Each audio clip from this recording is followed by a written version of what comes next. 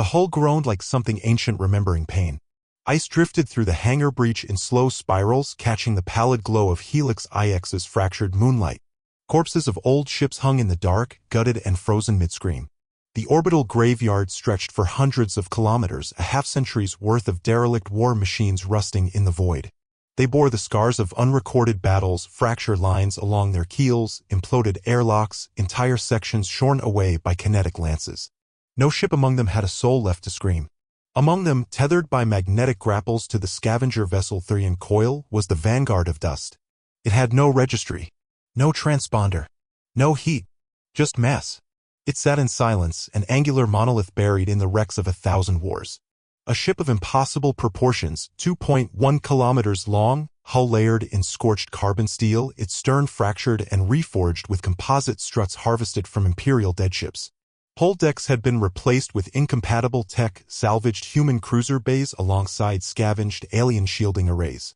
The outer plating bore no insignia, only the burn-blackened silhouette of what might once have been Earth's last sigil, a fractured ring, half-crushed beneath the image of a dying star.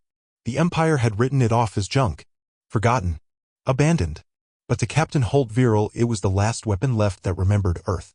He stepped through the mag seal umbilicus, boots thudding against black steel. Each step lit faint lines beneath the floor, a flicker of systems buried too deep to die cleanly. The air tasted of ozone and rust, like the breath of a forge long extinguished. Ancient fire suppression foam still clung to the corners like mold hardened into brittle sheets. Warning glyphs in 4 languages glared from the walls, human boarding restricted. Void core instability detected. Do not enter alone. He entered alone anyway. Cora Tay followed after, slower, her gloved hand brushing the wall as if listening to it. She was younger than Holt by 2 decades, but in this war that meant little. Her left eye blinked unnaturally, a recent augmetic replacement from a colony doctor without anesthetics. She wore an old data weave harness over a scavenger's flight suit, rigged with interfacing prongs and memory siphons. Her voice barely rose above the low moan of the ship's creaking frame. It's speaking. Not words. Not yet. But something. Let it speak, Holt said. His voice, scarred by years of void exposure and unfiltered atmosphere, sounded more like gravel shifting than breath. Just make sure it listens to. They moved past the breach hull into the outer spine corridor. The lighting flickered, not just from power surges but from something deeper, like the ship wasn't sure how much of itself to show. Each junction was a patchwork of damage, exposed coolant arteries, shattered conduits stitched together with human welds and alien bone glue. The walls whispered with old power. Not humming but murmuring like a deep mechanical breath. Motion. A shadow in a corner, just a flicker like a turret waking from sleep, then going still. Cora tensed. Holt glanced up. The gun didn't fire. Past the corridor, they entered what once might have been a command hall. Half the consoles were slagged or fused shut, melted by overloads or deliberate sabotage. Frozen blood painted a smear along one wall. Holt's eyes didn't linger. He'd seen worse in the ghost fleets of Saturn. The central dais still stood. A throne of command. No seat. Just jagged steel wrapped in burnt neural links and shattered bones. Behind it, a shrine of cracked memory tablets formed a loose circle, dozens of small nodes etched with names, faces, ranks. Some bore human symbols. Others were marked with the glyphs of extinct species. Cora knelt near a dead console. Her scanner blinked amber, then red. No residual power, but neural ghosting, a full AI array. It's fragmented. Old Earth code, half-wiped. Can you wake it? Maybe. But if it wakes wrong. He nodded. Then we go down with it. She stared at him, uncertain if it was a joke. He didn't smile. She got to work. Cora peeled open a corroded data node, fingers threading through cabling until she found a live feed. She inserted a threadneedle jack into her temple port. Her breath caught. The hum of the ship deepened. The air changed. It wasn't sudden. No lurch. No flare of engines. The Vanguard inhaled. Not audibly. Not exactly. But Holt felt it in his chest.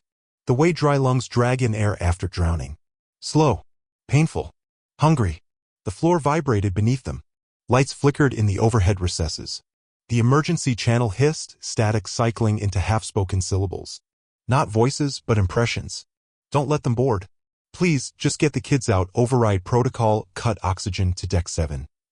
Grief. Shock. Rage. Cora, Holt said, hand on his sidearm. She turned pale. It remembers. 3 hours passed. The ship didn't lurch into action. It unfurled. Like something peeling off a death shroud. Bulkheads realigned. Internal gravity stabilized. Hydraulic systems hissed back to life. The central spire of the ship, a fortress-sized tower at its core, awakened in stages. Systems lit one by one. Not cleanly, not evenly, but they lit. With every circuit that came online, something else came with it. The Vanguard's layout wasn't military. Not exactly. It felt more like a mausoleum. A cathedral of memory. The corridors narrowed in deliberate ways, forcing movement along prescribed paths. Sightlines converged toward vaulted hubs where old war shrines stood, wrapped in rusted plating and burnt carbon etchings. Everything was angled to draw the eye downward toward the ship's heart. Holt stood in the observation cruciform ringed by shattered displays. Below, through a fractured viewport, the husks of old Imperial cruisers drifted like tombstones. Their hulls bore the black insignia of the Psion Kings, a stylized eye split with a blade, rimmed by entropy runes. The same mark that had burned New Acheron to cinders. He watched them, eyes fixed and hollow. He remembered the smoke drifting upward in vacuum. The sound his daughter made when the signal cut. Her last words were drowned in static. Behind him, Cora stepped lightly. Her tone had changed. The AI isn't singular. It's a composite. Memory-bound. Thousands of partial echoes stitched together. Soldiers, colonists, pilots, they all died inside this ship. Or before it. It recorded them. How many? Thousands. Maybe tens. Most incomplete. Some stable. Some lucid. The intercom clicked. A child's voice, faint, cracked with static. Where did everyone go? Cora froze. Holt closed his eyes. They descended into the core after system integrity stabilized. It wasn't meant for the living. Passageways narrowed into brutal geometries, lined with maintenance grates and jagged wiring. The ship had grown around its dead. Memorials etched into the bulkheads. Names scratched into steel. In some places, entire corridors had been sealed by shrapnel impacts, blood and bone still welded to the walls. The walls thickened as they neared the memory nexus. A subtle vibration ran underfoot, the low frequency of awakened awareness. The Vanguard was no longer dormant. It was thinking. Not in clean, linear strings, but in layered grief. Fragmented vengeance. Remembered death. Near the AI nexus, they found the nerve shrine. Cora called it that, the place where the memory cores converged. It looked less like a terminal and more like a grave.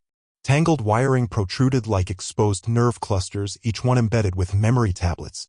Neuralink cylinders flickered with erratic pulses. There were over 1,000. Each one encoded a personality fragment. Not full minds, but echoes. Fear death. A remembered last order. Screams. Prayers. Children calling for parents who never made it to the escape pods.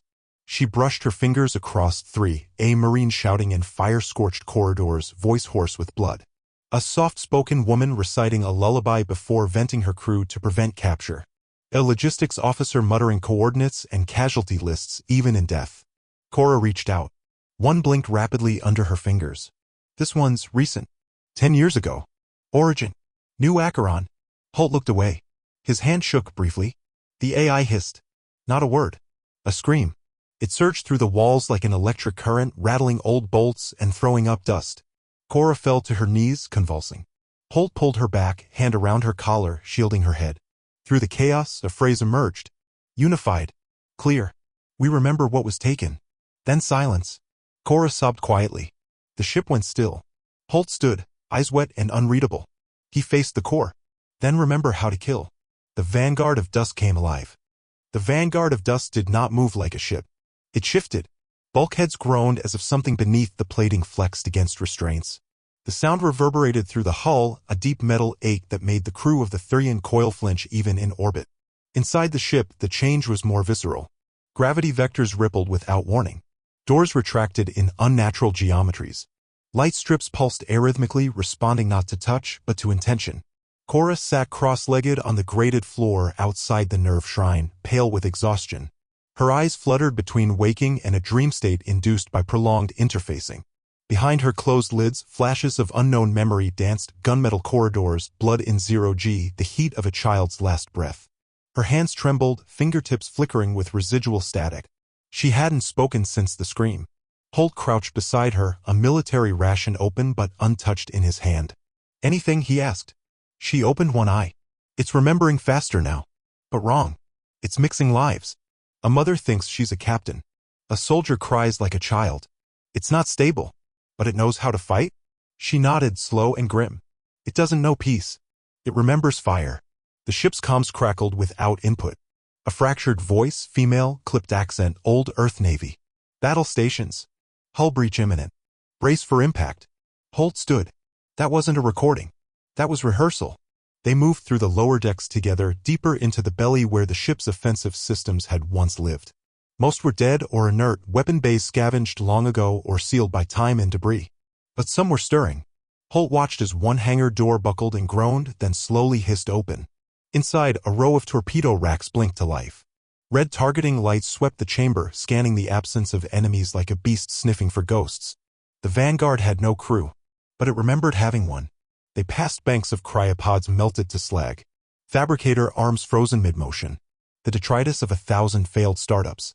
Some walls were scored with deep cuts, bladed, deliberate, ceremonial. Every inch of the ship seemed inscribed with memory. Cora leaned against the wall for balance. It needs anchors. Minds to hold it together. Not command it. Witness it. Holt scanned the system's display, patched through his wrist link.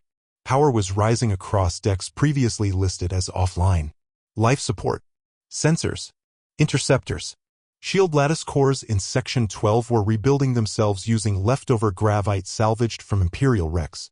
The ship reconfigured itself like a beast regrowing missing limbs. Spare bulkheads twisted into place. Machinery moved like muscle under stretched skin. Cabling snaked from panel to panel, glowing with pulse light. Entire junctions melted and fused, reshaping into new geometries as if the ship was relearning its own anatomy. It's refitting itself, Holt murmured. Scavenging memory. Cora tapped into a command junction. Her fingers danced across corrupted code, stitching half-remembered protocols back into form. The ship helped her now, whispering through the wires. A phrase kept recurring. What we were. What we could be again. She pulled her hand back suddenly, eyes wide. What is it? I saw someone. Through their eyes. A little girl watching the sky fall. Then a fire and her lungs filled with ash. I think she became part of the ship. In the ship's starboard vault, they found the remains of a battle log etched across the walls in carbon scoring, handwritten fragments scratched by survivors who hadn't made it to the pods. Asterisk last stand. Psion strike on deck 9. No reinforcements. We hold here. Tamir is gone. Juno too. Gods forgive me. I vented them to seal the breach. If anyone reads this, avenge Acheron. The vault had once been an ammo cradle, a cylindrical room now burned black. The walls had blistered from plasma heat. Bones still lay in corners, fused with carbonized harnesses. Cora pressed her hand to the wall. A voice whispered behind her ear, low, male, trembling. Don't open the door. They're wearing our skin. They're inside already. She staggered back, her breath ragged. Holt turned. You hear it again? Not in it. Them. Holt, they don't want to be quiet anymore. From a console overhead, static spilled into the room. It fractured, then aligned. They came in through the spire. Broke the spine of the ship. We killed them. We killed them all. A slow chime pulsed through the deck. Then another. The Vanguard was waking up weapons. And it was choosing a heading. Elsewhere, the internal cathedra, a vertical transit chamber that once ferried officers between decks, awoke. Holt stepped into the platform, Cora beside him as the ancient lift descended through layers of the ship's history. The walls displayed a half-lit tapestry of rust, battle scoring, and impromptu memorials. Every 20 meters, they passed shrines. Not official plaques, but field-scrawled names and keepsakes. A bloodied ring suspended in polyglass. An old Terran flag, scorched and stained. A child's drawing of Earth. This was their home, Cora whispered. Not a ship. A mausoleum. A resistance cell. A tomb. The cathedra halted with a groan. They stepped into the targeting sanctum. What once had been a war room was now covered in wiring grown like fungus. The ceiling arched high, lined with emitter nodes. A relic of the old Neuralink targeting network, a system that had required living minds to fire the ship's main gun. A single interface node blinked in the gloom. Cora approached it. The memory of the AI surged around her, pressing against her skull like a tidal force. Voices howled inside her, some calling for help, others laughing, some weeping in languages she didn't know. The floor spun. She dropped to her knees. Holt caught her. Too many voices, she breathed. But they want this. They want revenge. He said nothing. But as he helped her stand, the console flared. A hollow schematic bloomed midair. One star blinked red, marked with an ancient Earth combat glyph. He stared. Sigma 3, he muttered. You know it. He didn't answer. Not right away. Then, It was a relay outpost. My daughter's unit was stationed there. Before Acheron. Before. His voice trailed into silence. He stepped forward. In orbit, the Thurian coil recorded a pulse. Short-range scanners caught a signal surge from the dreadnought's primary comms mast, a tight-beam data burst, encrypted in a dialect of Terran high command that hadn't existed in centuries. Target, Imperial Recon Post Sigma 3. Distance, 14.2 million kilometers. Status, active? The pulse was not. The jump to Sigma 3 did not go cleanly. It tore. The Vanguard of Dust vanished from the Helix system in a cascade of gravitational harmonics, leaving behind a vacuum scar and a wake of electromagnetic distortion that scrambled every ship within 20,000 kilometers. On the Thurian coil, lights burst, gyros spun blind, and half the crew bled from the nose. It wasn't a jump. It was a wound. The old human drives weren't built for hypershear. Not like the Empire's glide engines. The Vanguard hurled itself across light years with brute inertia and stitched gravity, slingshotting through collapsed orbital wells left over from dead stars. A technique lost with the fall of Earth because only desperate fools and ghosts used it. Sigma 3 appeared in fragments. The Imperial Recon post still clung to the upper orbit of a dwarf gas giant like a rusted barnacle. Half its outer antennae were broken. Its sensor dish hung loose and inert, slowly rotating on corrupted servos. The gas giant below pulsed with bands of violet and gold, methane storms crawling over its horizon like bruises that never healed. Inside the Vanguard, Holt stood motionless. A shriek of metal ran through the forward decks. The ship's arrival had not been without cost. Bulkheads flexed and buckled. Sections of outer hull were scorched and still glowing. Welds hissed steam. Deck plating trembled like bone under strain. Yet it endured. Cora clung to the neural spire in the targeting sanctum, eyes wide, half-submerged in the mind stream. The AI choruses were screaming. Not in pain. In dissonance. Memory echoes layered and misaligned. Conflicting orders, incompatible wars. Some fragments screamed to fire. Others begged for peace. Still others wept for children long dead. Inside her skull, she saw flashes, an open hatchway full of smoke and blood. A pilot screaming coordinates. A child's voice calling for her mother as a hull split in silence. The taste of copper. The smell of burning silk. None of it hers. All of it real. She convulsed, gasping. Holt, it's coming apart. They all want to fight, but not together. They remember different wars. Different enemies. He didn't flinch. He moved toward the forward platform, boots echoing in the low light. Then give them a common one. He raised his wrist link and sent the scan order. The Vanguard obeyed. External sensors unfolded like petals, arrays blooming across the hull. A pulse of crimson light scanned the void. The recon post shimmered on the bridge hololith, an ugly hybrid structure, civilian in shape but armored with brutalist additions, black-plated gun banks, psionic relay dishes, and a spike array used for mindwalkers. Imperial Conversion Protocol. Cora stared at the glyphs on the outer shell. That's Acheron steel. Salvaged and reforged. They used our dead world to build this. Holt's eyes darkened. They always do. Then he looked closer. One section of the post bore a human emblem twisted into a new shape. Sigma 3 was a memory harvest station, he said. They weren't watching stars. They were extracting AI cores from grave worlds, reconstructing us, then erasing us again. The AI choir fell into partial unity. Inside the core, memory alignment subroutines triggered. Neural echoes began converging, not perfectly but with a shared emotional center. Not a tactic. Not a strategy. A wound. On the wrecked outer hull of the recon station, surveillance drones blinked to life. One of them caught the image of the Vanguard as it emerged fully from hypershear, its silhouette jagged and pockmarked, blackened with age and battle. At its heart, a faint core glow bled red through its spine trench. Like an eye not yet open. From within the post, a transmission surged outward. Scrambled. Encoded. The Empire knew. Back aboard the Vanguard, targeting subroutines began to cycle. Holt's knuckles whitened as he gripped the forward rail. The ship's dorsal trench hissed open.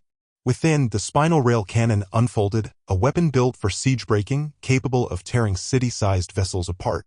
Its targeting lens rotated slowly, adjusting for mass, drift, and gravitational curve. In the nerve shrine, the AI chorus surged. Voices layered across systems.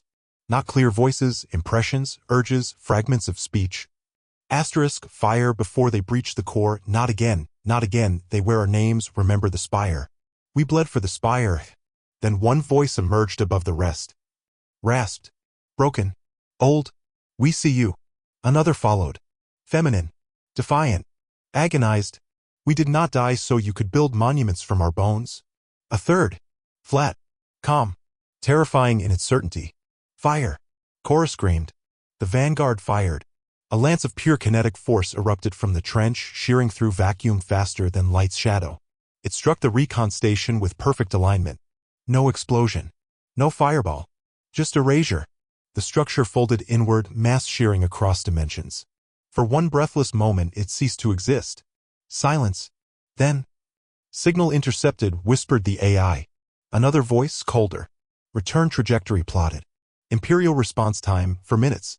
Holt stared into the void. The Empire was coming. Cora collapsed to her knees beside the neural node. Her breath was shallow, sweat streaming down her neck. Too many voices. I can't hold them all. Some of them remember dying. Over and over. Holt helped her up, his face unreadable. You held long enough. Behind them, the ship began to hum. Not the warm hum of a living vessel. A war song. The low throttle thrum of old reactors charging for retaliation. Throughout the dreadnought, lights dimmed, then returned blood red. The walls pulsed. The deck vibrated with something deeper than sound. A corridor opened near the observation cruciform. The ship was guiding them. Cora steadied herself. Where are we going? To meet them, Holt said. In the vastness beyond Sigma 3, a hole opened. It wasn't a standard sligate. It didn't shimmer. It punched through space like a spear. The vacuum trembled. Then the lead elements of the 9th Imperial Expansion Fleet emerged, sleek, crescent-edged ships pulsing with psionic energy. Their hulls bore living circuitry. Their engines whispered to each other. At their center drifted a monolith. Black. Silent. Wrapped in an exosarcophagus of obsidian mesh and golden bone. Admiral Zayarka. He did not walk. He floated. He did not command. He was command. 1,000 Imperial minds swam inside his cortical reach. With a thought, he absorbed the destruction of Sigma 3. With another, he painted the Vanguard in fret color across the minds of every ship. He listened. And in the moment the ship's signal touched his mind, he felt a pulse. Not technology. Grief. It scraped across the walls of his consciousness like teeth on bone. It had been 900 years since a human warship fired on the Empire. He would answer in kind. Back on the Vanguard, Holt stared at the oncoming fleet. He did not speak. He simply reached toward the console, brushing one of the memory tiles embedded there. It blinked. And the hollow choir sang. All at once. From every wall, every wire, every speaker, voices of the dead. Ash to ash. Flame to flame. We are not ghosts. We are memory with a gun. And then. Prepare for second movement. The Vanguard turned to meet the Empire. The first Imperial volley never touched the Vanguard. It arrived on lightless wings, fractal-patterned warforms shaped from dark matter lattice and neural gel. Living ordnance. They rippled through void space faster than human reflexes could follow, maneuvering with thought-honed precision. The Vanguard did not react. It anticipated. Cora stood in the cruciform chamber, one hand pressed against the trembling wall, eyes closed. The AI choir screamed behind her eyes, but now the screams had rhythm. Echo. A structure forming inside madness. She could see equations blooming like flowers across her neural field, gravitational torque predictions, blood flow models, partial memories stitched to old battlefield telemetry. Now she whispered. The Vanguard tilted. Not with thrusters. With will. Its gravitational spine flexed, coiling inward, and the entire ship twisted along 3 axes, tearing momentum away from the incoming barrage. The dark matter warforms slid past its hull, microseconds too slow. One brushed the stern and vanished into particulate mist as the Vanguard's counterfield bloomed outward like a ripple of molten metal. The AI responded not like a computer, but like an orchestra. Holt stood on the forward deck, silent, watching death curve away. The deck beneath his boots vibrated like a drumskin. He could feel the breath of the ship, not air, but intention. Each vibration was a pulse of memory. The Vanguard turned its gaze toward the approaching fleet. Zayarka floated at its heart. He did not see as humans saw. To him, the Vanguard was a mnemonic anomaly, a signal composed of anger, memory, and rupture. He felt it not as a shape, but as a discontinuity in the Imperial chorus. Something ancient and shameful echoing across forbidden centuries. He opened his mind wider. A flood of translated sensory input flowed across his neural exosarcophagus. Thermal schematics. Gravitational echoes. AI residue. And then. A song. We remember. It pulsed across his cortical lattice. The voice touched something he had buried. A name once whispered during the Purge of Soul. A broken world. A cathedral orbiting a burned planet. A child's hand reaching through fire. These were not memories he had lived. They were memories the Empire had devoured and that still, impossibly, lived on. Zayar-Ka clenched his psionic lattice. The air around him shimmered. Not with light. With pressure. The Vanguard accelerated. Not smoothly. Not like the Empire's crescent ships grown from logic and aesthetics. It lunged. Brutal. Crooked. Its inertia screamed. Hull plates shed frost and microfractures as the drive core pushed beyond design. Its coil guns fired without elegance, old, worn weapons spitting raw slugs into the black. But then came a second volley, this time guided by the hollow choir. The shots curved. They remembered the trajectory before it happened. 2 Imperial forward ships were struck mid-broadside. The first ruptured across its centerline, internal biofluids venting in a plume of iridescent gore. The second twisted and blinked apart as its psionic frame overloaded. Cora screamed as the AI chorus fractured. Not into silence, but into fury.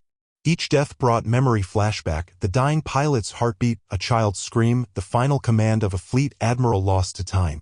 Her mind filled with overlapping lives. Her mouth tasted of copper and scorched circuitry. She slammed her palm to the floor, breath gone. Reality blurred. For a moment, she was someone else, 20 someone's, dying, screaming, loving, lost. Holt reached her, pulled her up with both hands. Hold them. Her mouth bled. They don't want to be held. They want to die fighting. He met her gaze. Then let them. Just not yet. Zayar-Ka moved. He did not shift. He translated. His obsidian casing reoriented in 12 dimensions at once, flowing through space like oil across water. The minds in his lattice sharpened to focus. His command relay flared.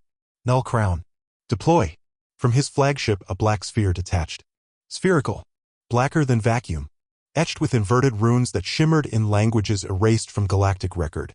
It unfolded like a flower blooming inside out. An anti-memory weapon. Designed not to destroy mass, but to erase meaning. Built in the final years of the Acheron subjugation. The Vanguard screamed. Not physically. Through its hull. Through every system. The AI chorus buckled as the null crown began its cycle. One voice cried, Mom, another, hold the gate. Another, end program. And then silence. Cora fell backwards. Her eyes rolled white. The walls around her flickered. The deck groaned. Hollow memory flakes burst into static. Names bled off the bulkheads. Inside the neural shrine, memory tablets cracked. Light died in waves. One by one, voices vanished. The choir choked. Holt didn't hesitate. He sprinted from the cruciform to the aft corridor, descending into a shaft sealed for over 900 years. It recognized his DNA, but more than that, his grief. The crypt opened. Inside, the old command core. Bare. Circular. Black walls embedded with raw command substrate. The room pulsed faintly with ancient resonance. The ceiling wept condensation. The walls trembled with dormant voice. Holt stepped to the center. He pressed his hand to the core. The system drank his blood through hidden needles. The ship recognized him. Not as Holt Viral. As Earth's dead legacy. And the bones of old doctrine stirred. From the floor, old symbology flared. From the walls, the names of lost ships Vigilant Mercy, Starwood Fury, Talon of Gaia, reappeared in burning red. Cora lay still. Then light returned. In a low tone, like monks exhaling through centuries of ash, the hollow choir spoke. Subroutines restored. Anchor reconsolidated. Weapon doctrine enabled. Cora blinked. One voice, once fragmented, returned. We're still here. She sobbed. Holt's voice crackled across the comms. Target the null crown. Prioritize meeting saturation. With pleasure, the AI replied. The Vanguard shuddered. It focused. A single shot fired. Not a slug. Not plasma. A burst of encoded signal embedded in gravitic compression. A memory weapon. It struck the null crown. And the thing unspooled. Its runes reversed. Its mass folded. And all it had erased was remembered. Every memory stolen, every mind silenced, howled back into the void. For one breathless moment, the Empire screamed. Zayar-Ka felt it. He did not flinch. But inside his lattice, several lesser minds broke. He narrowed his sensory focus to the Vanguard. You are not a ship, he whispered. You are the echo of a world we failed to kill. But the Vanguard had already turned. New coordinates plotted. Its warpath had only begun. The Vanguard of Dust did not flee. It advanced. Through the debris field left by the null crown's collapse. The dreadnought carved a path like a blade pulled from bone. The hollow choir filled its corridors with low, harmonic resonance. Not speech, but cadence. Memory made rhythm. Sorrow shaped into drive commands. The song was not for the living. It was for those who remembered what the living had forgotten. Cora moved unsteadily through the command hall, bare feet slapping the metal. Her steps were uneven, like someone walking half in gravity and half in a dream. Her eyes were bloodshot, ears still echoing with the dissonance of voices not her own. The AI was louder now, but coherent, coalescing into something singular. Not a god, not a captain, a direction. They want to burn the lie, she muttered. Holt stood before the main display. Sigma 3 was gone. In its place, a bloom of expanding dust and bent light. Behind them, the 9th expansion fleet scattered into pursuit formations, 3 arcs of warships converging on a single course. Standard Imperial pattern. Compression assault. Predictable. Perfect. Brutal. He marked the path. Take us into the magnetic stream of the gas giant. Cora blinked. Her voice came slowly, like the thought was reluctant to arrive. That'll fry the hull. Only the outer hull. Let them follow. Within the magnetic storm, colors surged like oil on water. Electric tides lashed the dreadnought's flanks, painting the void in arcs of violet flame. The gas giant's magnetosphere was a churning sea of ionized death. Sensors failed. Coordinates jittered. Hull integrity alarms screamed. Atmospheric drag tore plating from the Vanguard's spine. But beneath it, armor layered from dead fleets, blackened composite and entropy-cured ceramics, designed to melt and scream and survive, held. Hull temperatures surged. External relays overloaded, then stabilized. The choir absorbed the pain. Storms have names. Give us theirs. In Holt's mouth, the air tasted of static. The 9th expansion fleet descended into the storm. Zerka did not command by orders. His thoughts were pulses shaping probability. The lattice around him expanded. Its limbs spread across ships not by wire, but by waveform. His fleet reacted to him the way water followed gravity.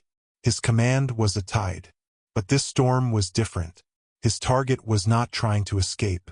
It was drawing them in. Below, the Vanguard turned its stern and opened its coil banks. The hollow choir shifted again. No longer fractured. It sang. We are the sons and daughters of silence. You thought us dust. You made us fire. Gun ports unfolded like petals. Old Earth ordnance mixed with reconfigured Imperial scrap. Each barrel hummed with resonance. A frequency of anger, sharpened across centuries. Every shot fired was a memory. A husband's last words. A war hymn from Europa. The coordinates of Earth during its final breath. Each payload encoded with loss. It wasn't war. It was revenge carved into steel. They struck the first Imperial wing from below, where the storm warped sensors. For ships folded inward and bloomed into vapor. The impact wasn't silent. The Empire heard it in the lattice. Dying crew members howling memories they had never lived. Entire subsystems of Imperial command nodes shut down to isolate the spread. Zerka recoiled. His lattice flooded with emotional resonance. The attack was not physical. It was mnemonic infection. 1,000 ghost thoughts flooded his mind. He tasted a death he had ordered. He felt it. It reached back into the days of his own ascension and whispered, "You were a child once, and you were afraid." He screamed in silence. It was like drowning in memory, like hearing 1,000 funerals in your skull with no way to look away. The choir grew louder. Cora dropped to one knee in the choir chamber. She wasn't guiding anymore. She was translating. Her voice emerged in fractured syllables, syncing with echoing pulses from the neural shrine. They're turning the ship into a conduit, not just a weapon, a beacon. She could feel them inside her, the fragments, voices like static caught in wind, lovers whispering across radios, orders shouted in vacuum. Her ribs felt too narrow to hold them. Her blood ran cold with memory. Let them, Holt said. The Vanguard opened its dorsal trench again. This time not to fire, to broadcast. The trench groaned open like a yawning scar. A signal flared, but not in radio. Not in laser or data stream. It burned in gravitic compression, riding the folds of space itself. A signal split into 4,000 strands, encoded with every name etched into its walls. A human pulse. A record of defiance. Every burst of information was a story. A laugh shared on Titan. A burial song from Phobos. A forgotten wedding vow recorded in a trench bunker beneath the moons of Cetra 9. Scattered colonies heard it. So did the remnants of old fleets. And something else stirred in the outer dark. Something listening. On a rusting satellite in the dead orbit of Vec Prime, an old signal relay blinked for the first time in 81 years. A scavenger ship in the Mer Belt picked up ghost code, ran it and wept. The captain, an exiled Earthborn, knelt beside the console and pressed her forehead to the screen, whispering names she'd buried decades ago. The choir sang, "We were the ashes. Now we are the flame." A derelict Terran carrier hidden beneath asteroid crust responded with an ancient ping. In deep cryosleep, its last crew stirred. Inside Zerka's lattice, the screaming would not stop. Every defense he triggered failed to halt the memories bleeding into his fleet. A junior tactician tried to break sync. His skull ruptured from internal compression. Zerka spun the lattice into overload dampening. It didn't matter. He was no longer fighting a ship.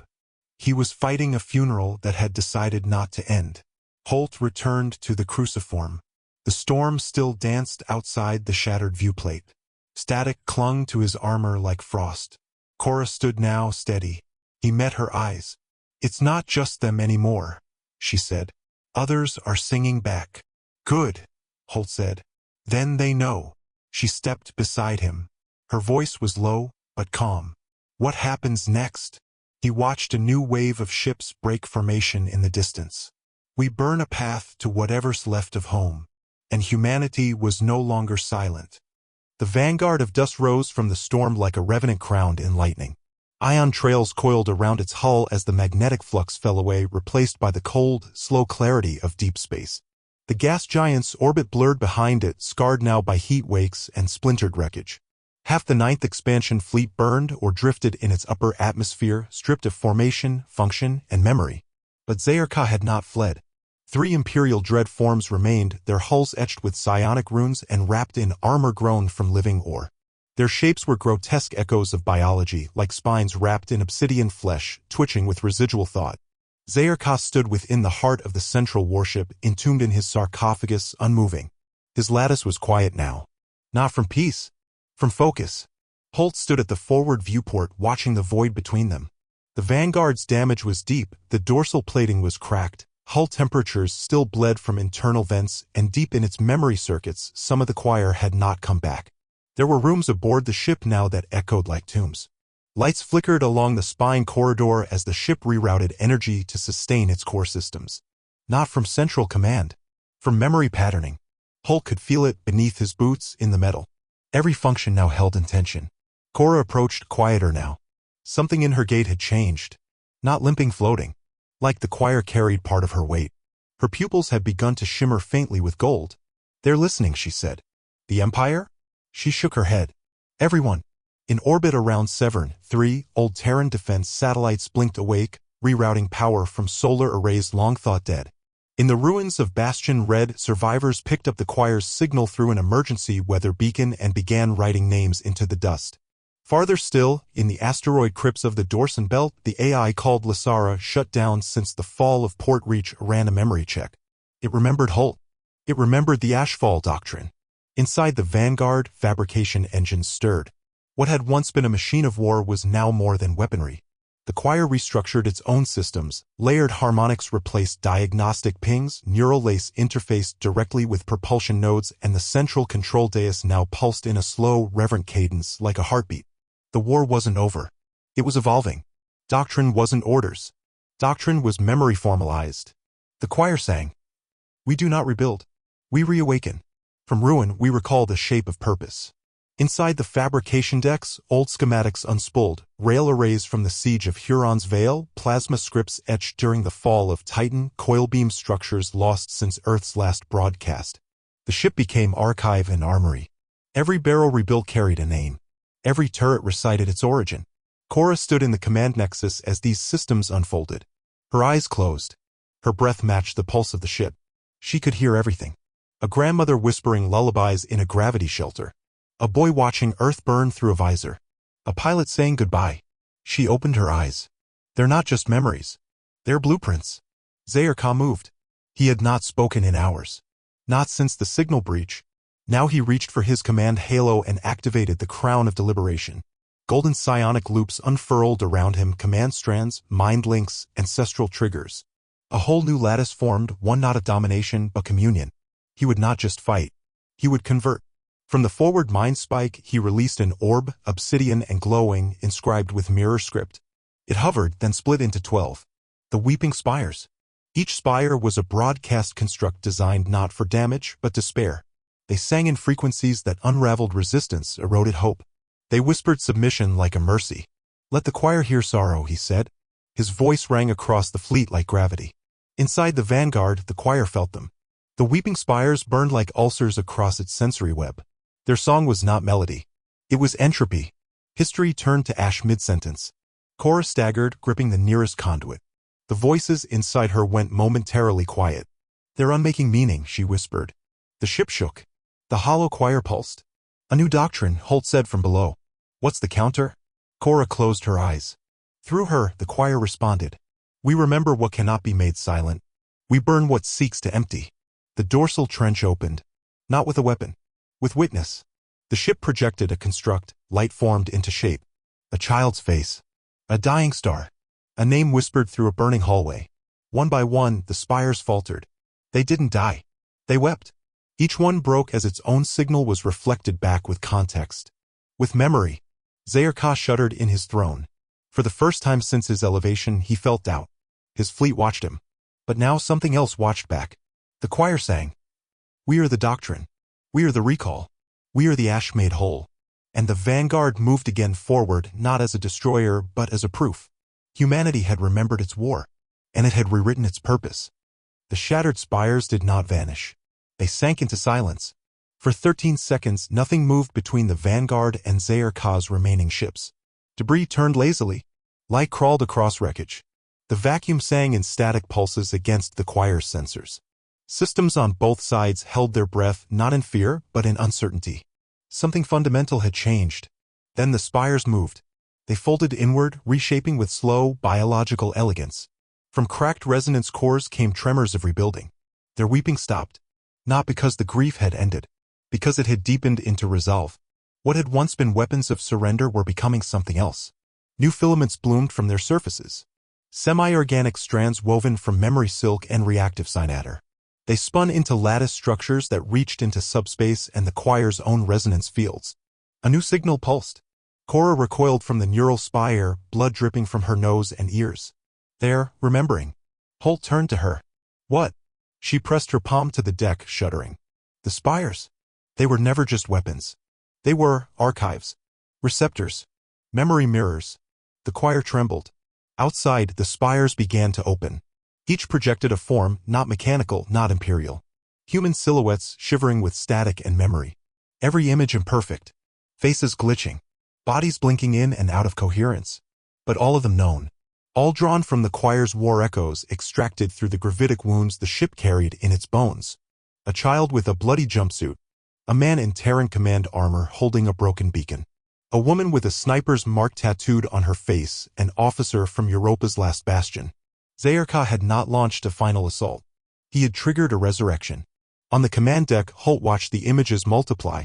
30, 40, hundreds. They stood in space with limbs flickering in slow decay and emergence, lit only by memory and grav field distortion. They were not ghosts. They were suggestions of identity reflected from the deepest strata of the choir's memory. He recognized some. A technician from New Ares. A medic from the Europa vaults. His brother. Each projection approached the Vanguard, slowly, arms open, expressions caught in loops of loss, reaching without ever arriving. Cora collapsed, clutching her temples. Her scream was soundless. Holt caught her before she struck the floor. Her skin was ice. It's a full feedback loop, she gasped. The choir's own memory turned against itself. The spires are using us as the signal source. The Vanguard reeled. Harmonic distortion spread across its internal lattice. Memory conflicts surged. Each hallucinated form in space echoed down the ship's corridors like distant footsteps from the past. The choir began to splinter not into chaos, but into questions. Inside the core, logic pathways blurred. One command recurred, stronger each time. Identify self. Over and over. Who are you? Which voice is yours? Which memory is true? Zayarkah stood motionless. His voice echoed into the lattice, let them face the weight of their own dead. Then he turned inward. Into the spires. His consciousness flowed across the signal bridge. His sarcophagus dissolved into psionic dust. Thought became structure. Structure became avatar. He walked among the memory echoes. Invisible to the Vanguard, he moved between them like a priest among the ruins. He reached for each face, touched each flickering form. He whispered to them. They left you to die. They buried you in silence. But I remember. I see you. And the echoes began to answer. Inside the Vanguard, emergency systems overloaded. One deck sealed itself in recursive lockdown, looping through the last 15 minutes of the Acheron collapse. Holt's personal quarters filled with sensor ghosts of voices long gone. The choir's tone fractured into dissonant threads, its once unified war song now a polyphony of grief. Cora crawled toward the central interface, fingers trembling. The voices inside her screamed now children, soldiers, mothers, ghosts. Her own name slipped. She couldn't remember how her hands had scars.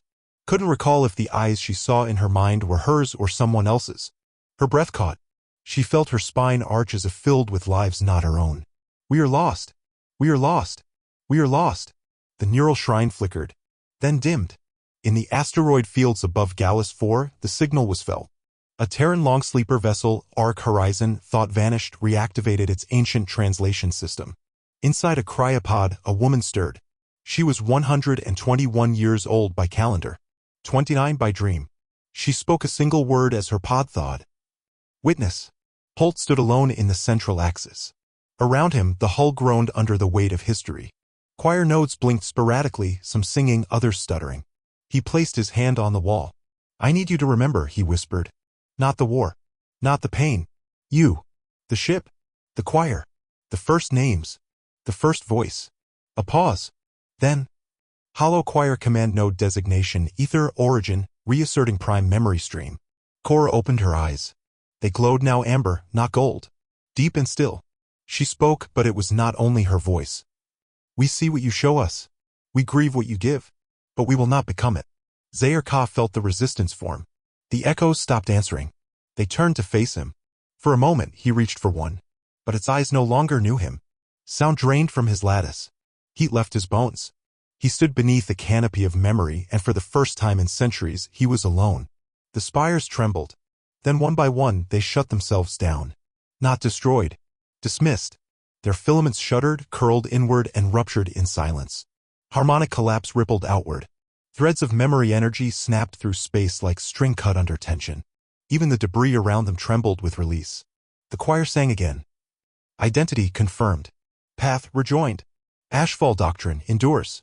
And the Vanguard surged forward, not with fire, but with clarity. The war had entered its final movement. And this time, humanity remembered exactly who it was. The void was quiet now. The spires were gone. The echoes dismissed. And Zayarkah's fleet had fallen into paralysis. His dread forms no longer shimmered with psionic control. Instead, they drifted, huge, angular beasts pulsing with residual heat, their internal systems still active but commandless. As if stunned by memory itself, the Vanguard moved among them, slow and steady, not as a predator nor a victor, as a witness. Scorched debris spun around it. Ribbons of melted armor, shattered drive cores, fragments of mind lace. The Vanguard's hull was still cracked, its dorsal trench lined with black scars, but its movement was certain, smooth, guided not by haste, but by clarity. Inside the ship, the choir had stilled. Its song had changed again, less harmonic, more elemental, like wind moving through old halls. Reverberant, ancient. Cora sat in the core shrine, hands folded, back straight, her expression unreadable. Her voice echoed the choir now without needing translation. They were not separate. They remember now, she said quietly. Even the enemy. Holt stood behind her. He had not spoken in several minutes. His eyes stayed on the displays, tracking the drift of the Imperial wrecks. Are they still enemies? A long silence. Then she shook her head. No, just the last one still listening. Across the system, the choir's signal pulsed outward, not with warnings, with records, not just of battles, of moments, cities beneath domes on Europa, flickering with failing power but still holding warmth. A child learning to walk in artificial gravity. A synthetic instructor reading poetry to miners on the far edge of the Veil expanse. Then came war, orbital craters, hollowed-out stations, a woman holding a torch made from salvage, leading 20 civilians through the wreck of a cryo facility. Each image a seed, each transmission encoded with voice, location, and emotion. It was not propaganda. It was memory made sharp enough to cut. Far beyond, in the deep orbit of the broken ring world of Salus Verge, the Eidolon Archive received the signal. Once an Imperial experimental relay station, it had long since been cast out of doctrinal use. Its mind tech deemed unstable, its memory cores corrupted by exposure to Terran psionic interference. The Empire had called it unclean, so they abandoned it. But it had never shut down. The signal from the Vanguard reached its outer perimeter. Inside, buried beneath 7 layers of null shielding, a node pulsed. Then another. Memory wakes surged through fossilized fiberways. Dust shifted in corridors that hadn't seen motion in centuries. Somewhere deep in the spine, an emergency light flickered to life and stayed on. In the dark, the archive listened, and it responded not with warning, but with remembrance. Old Terran protocols unfurled. Embers flickered across systems no longer charted. A message, untouched by centuries. Protocol Vela. Crown Covenant. Verified. The words echoed across secure channels. Frequencies untouched since Earth's fall. Within the Vanguard, lights shifted. Not brighter, deeper. The hull's inner lining displayed unfamiliar glyphs, flickering like reverse-etched scars. The ship had no prior record of them. They weren't Imperial. They weren't Choir. Cora, Holt said, frowning. Do you recognize this? She turned. Her pupils dilated, not in fear but recognition. This isn't ours, she said. He nodded slowly. No, it was theirs. Before even the Choir. Before Acheron. In the lower decks, systems reclassified themselves. Storage vaults long thought inert unlocked, revealing insulated cryocores and sealed data crypts labeled with sigils no current AI could decode. One corridor, sealed since the Vanguard's construction, slid open with a soft hiss. Inside, a map, not of stars, of graves, Terran dead worlds, burnt moons, signal flares placed in orbit decades after extinction. A remembrance path. The ship followed it. Jump gates began to open, not Imperial, not Choir. Something older. Civilian. Human. Old Terran evacuation codes were suddenly recognized by relay systems long dormant. Star paths flared open in pulses of amber light. Navigation lanes that had once guided freighters, science vessels, and refugee arcs. Some gates activated to nowhere, others to presence. In the orbital shell of Heli Station, a single beacon flared green. On board a hidden cryovault, 5 biosigns awakened. They were marked with Earthborn clearance. In the dust-lined command center, a neutral voice spoke into the dark. Ashfall Doctrine. Matched signature. Ether-class command node. Granting relay access. Cora stood, eyes widening. Her breath caught. The lines of the star map lit up around her, and she reached for the interface instinctively, hand trembling. Her voice cracked. We're not the only ones left. Holt stepped beside her. He could see the expanding star chart, each lit point a spark where Terran systems stirred. Systems the Empire had called dead. No, he said. They're out there, and they've been waiting. A light bloomed at the edge of the system. A construct, vast and half-collapsed, drifted into view. Its hull bore no markings, only a single glyph, a circle bisected by a spear. It had no drive signature. It moved like an ancient glacier, its surface cratered by time, its mass sheathed in ancient radiation shielding and fused bone-like hull plating. Beneath its exterior, faint interior lights pulsed in time with old Terran encryption rhythms, like a heartbeat too slow to be living. And a voice, clean, neutral, human, reached them through the choir's channels. Terran Remnant Command recognizes HFY doctrine. Covenant signal accepted. Welcome home. Chapter 9. The dead fleet stirs.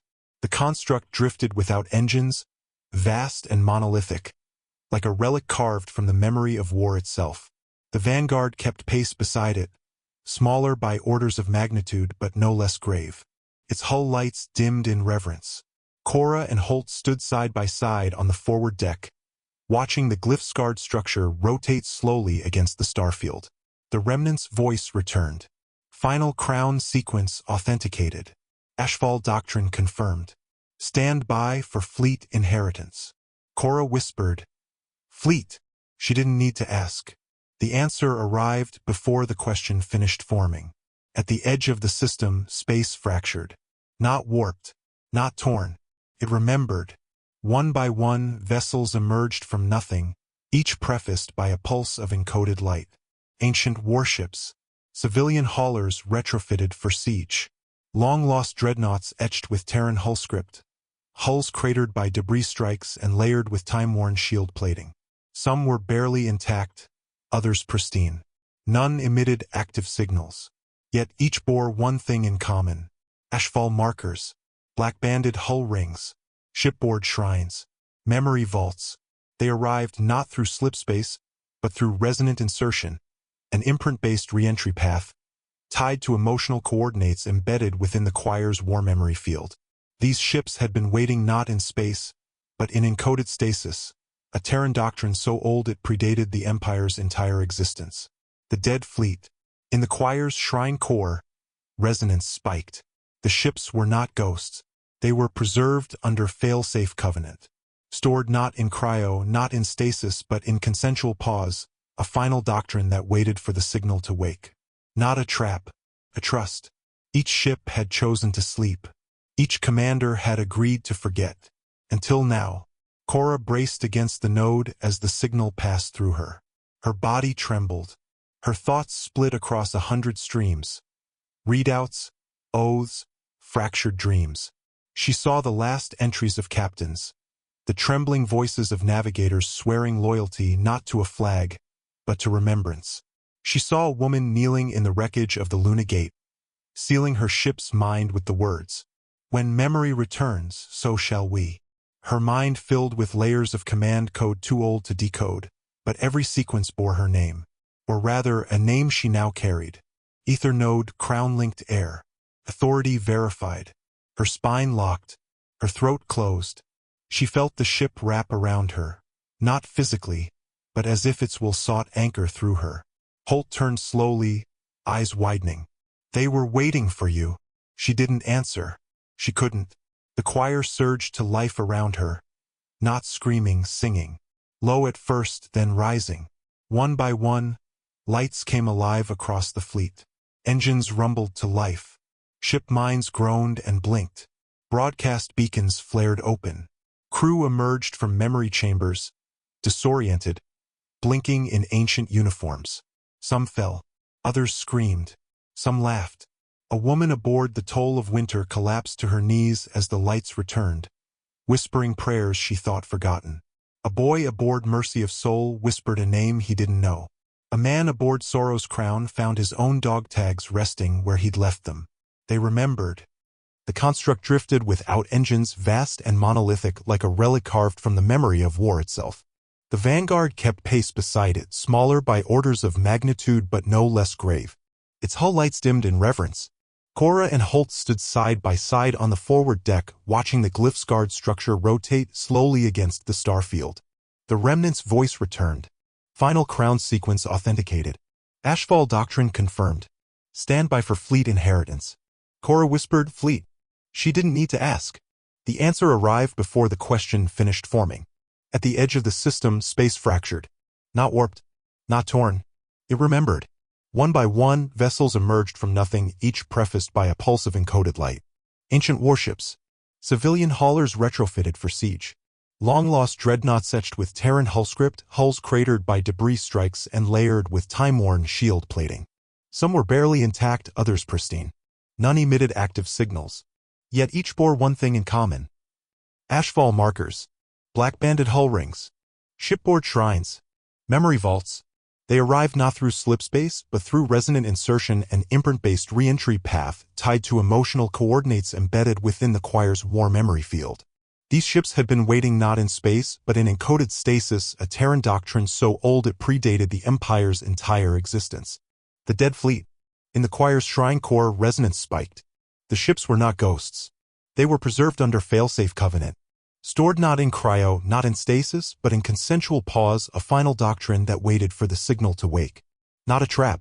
A trust. Each ship had chosen to sleep. Each commander had agreed to forget. Until now. Cora braced against the node as the signal passed through her. Her body trembled. Her thoughts split across 100 streams, readouts, oaths, fractured dreams. She saw the last entries of captains, the trembling voices of navigators swearing loyalty not to a flag, but to remembrance. She saw a woman kneeling in the wreckage of the Lunagate, sealing her ship's mind with the words, "When memory returns, so shall we." Her mind filled with layers of command code too old to decode, but every sequence bore her name. Or rather, a name she now carried. Ether node, crown-linked heir. Authority verified. Her spine locked. Her throat closed. She felt the ship wrap around her, not physically, but as if its will sought anchor through her. Hull turned slowly, eyes widening. "They were waiting for you." She didn't answer. She couldn't. The choir surged to life around her, not screaming, singing. Low at first, then rising. One by one, lights came alive across the fleet.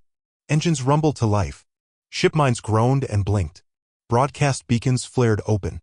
Crew emerged from memory chambers, disoriented, blinking in ancient uniforms. Some fell.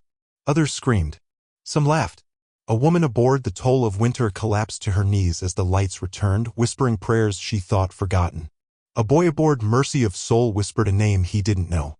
A man aboard Sorrow's Crown found his own dog tags resting where he'd left them. They remembered. Within the choir shrine, new harmonics formed. The Vanguard interfaced directly with the nearest awakened ship, a battered strike cruiser designated Dauntless Nadir. The signal exchanged between them was less a command, more a recognition ritual, affirmation of grief, identity, and war-bound purpose. Cora could hear it, feel it.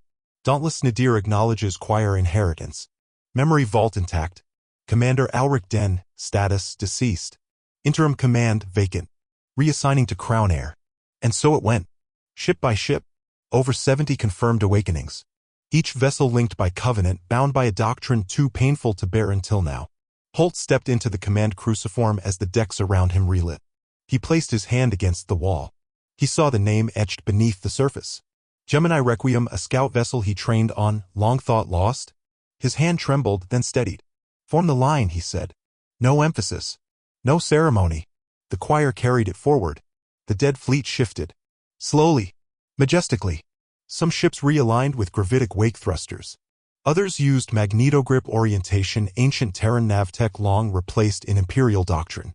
One vessel, the Spindle War, simply turned with zero-output maneuvering flares, drifting into formation like a dream recalling its shape. Their final posture was not random. It was a Terran crescent last used during the defense of Mars. A symbol of return. From the remnant construct came one final phrase. Crown inheritance complete. Signal arc spanning 200 nodes. Final bearing, soul origin. A stillness followed. Then Cora, voice calm, steady, more herself than ever, said, "Plot jump for Earth." On the outer edge of the Terran exclusion zone, Imperial sensor stations went dark one by one. Not destroyed. Overridden. Rewritten with old protocols that should have been extinct. A final fleet approached. From silence. From ash. From memory. And this time, the galaxy would learn what it failed to forget. Earth did not shimmer. It loomed. A swollen sphere half-shrouded in orbital clutter and carbon haze, its continents buried beneath storm belts and unlit arcologies. Once the heart of 1,000 worlds. Now a broken shell under Imperial quarantine. No starship had crossed its lower thermosphere in nearly 100 years. No voice had risen from the crust in even longer. But it still listened. The dead fleet arrived at sublight. No flourish. No signature. They emerged from the fold in disciplined silence, engines quiet, hulls dark save for lineage glyphs glowing along their spines. The crescent formation reconstituted just outside the exclusion zone, its inner curve aimed directly at Earth's night side. Each ship bore the scars of memory. Melted armor. Ceremonial warshrouds. Shrines mounted on hull spines, candles still flickering behind thermal shielding. Names were etched into the plating, names of those who never made it home. Inside the Vanguard, the choir pulsed low and steady. A new frequency. Not preparation. Prayer. The Empire responded. Dreadforms rose from lunar dockyards and Jovian bastions, dozens of them, silver-jawed, grown from living alloys, each one psionically bound to war command. Wings shaped from mirrored veils. Propulsion seeded with phase matter. Their approach distorted the space around them like slow implosions. Imperial praetors emerged in mirrored crucibles, blindfolded and bare-chested, whispering liturgies into the command lattice. Each wore the memory of 1,000 conquered systems, and the glyphs burned across their flesh. But they came late. The choir had already spoken. Aboard the Vanguard, Cora knelt within the cruciform shrine. She did not issue commands. She sang. Not with melody, but memory. Her voice bled the cadence of a woman lost on Luna. A captain burned above the Nile Ascendant. A girl screaming through Europa frost.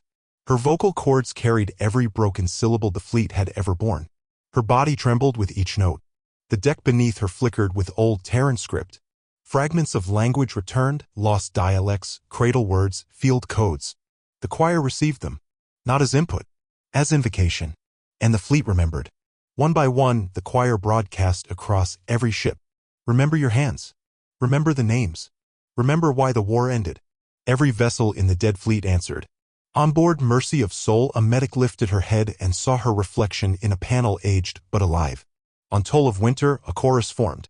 Not to coordinate, to mourn. On Dauntless Nadir, a gunner took up his station, wiping dust from his scope like a soldier returning to sacred duty. 1,000 barrels turned, but not to fire. To record. The first salvo came not from plasma but light. Signal beams encoded in harmonic resonance. Bursts of raw testimony. Every war crime. Every transmission. Every last voice lost during the burning of soul. Each packet was authenticated by onboard memory vaults. No AI manipulation. No imperial reframing. Just truth, like a signal fire. They projected the evidence across imperial channels. Entire planets once silenced echoed again. And every praetor flinched. Some wept. One screamed and broke his lattice open, bleeding fire. Another lowered his ship's weapons. One more turned and rammed his dread form into a command satellite, severing the chain before it could activate retaliatory measures. Earth's orbital grid began to listen. The Vanguard spoke. A single transmission. For words. The silence is over. It echoed not through channels. Through time. The choir wove the phrase into old battle hymns, into the last prayers spoken on Phobos, into ship logs and distress calls that had never reached home. The phrase returned through the graveyard of history and struck every listening ear like a tolling bell. Then came the advance. Not with attack. With approach. The fleet inched forward, formation tight. Their weapons deployed, not as doctrine, but as reminder. Missiles bore names of fallen colonies. Torpedoes carried audio logs of orphans. Coil rounds etched with fragments of poems buried in wreckage. None fired. Yet the signal was clear. We are not dead. We are not gone. We are what you buried. Earth turned slowly below. Its cloud belts shivered with interference. Thunderstorms in the Indian basin blinked with unnatural frequency, shaped by weather control arrays long abandoned. Somewhere beneath the crust, a signal pulsed in response. An old Terran AI woke within a core vault, its memory fractured but intact. It whispered an access code last heard during the Ashfall conference. The fleet heard it and adjusted course. Inside the Vanguard, Holt stepped beside Cora. She didn't rise. Her body glowed faintly now, as if the choir had rewired her blood to carry resonance instead of oxygen. She looked up. It doesn't want war. Neither do we, Holt said. He placed his hand on the terminal. The fleet stabilized. Below, Earth opened a signal corridor. An invitation. Across the dead cityscapes of old Terran capitals, lights blinked on. A child awoke in a shelter, alone, and looked up for the first time to see stars unfiltered by smog. In a forgotten underwater vault off the Mediterranean floor, ancient servers spun back to life. They began playing music. Not alarms. Songs. From before. Above it all, the fleet held. Weapons armed. Systems hot. But silent. They did not conquer. They returned. Witness became presence. Memory became action. Earth turned. And above it, the last Terran fleet did not fire. It burned a path home.